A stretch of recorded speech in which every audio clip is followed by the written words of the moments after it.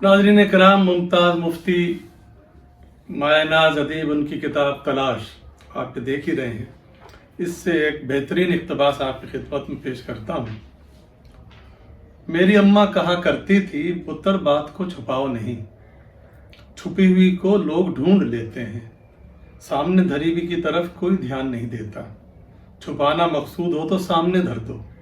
मैं पूछता, अम्मा तूने ये बात कैसे जानी? कहती, मुझे मेरी माँ ने सिखाई थी। मेरी अम्मा ने मुझे ये बात सुनाई।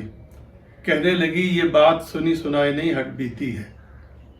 पुरानी बात है, उन दिनों हम शहर के एक मुज़ाफ में रहते थे। देहाती किस्म का घर था। घर में 3 जी थे। बाबा थे, अम्मा थी और मैं थी। बाबा और अम्मा दोनों बूढ़े थे। मैं भी कम सिन थी। हमारे एक अजीज हज पर जाने लगे तो जाते हुए जेवरात की एक पोटली हमें दे गए कि इसकी हिफाजत करना। उस ज़माने में ना तो लोहे के सेफ होते थे, ना बैंकों में लॉकर।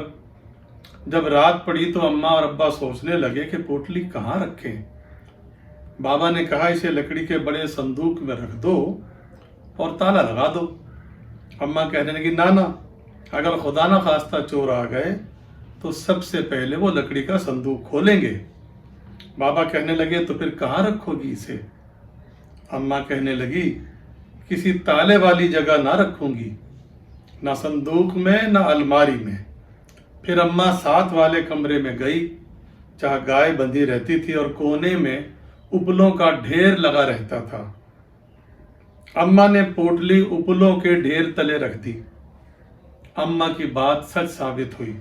इत्तेफाक से ऐसा हुआ कि कुछ दिनों के बाद हमारे यहाँ वाकई चोर आ गए।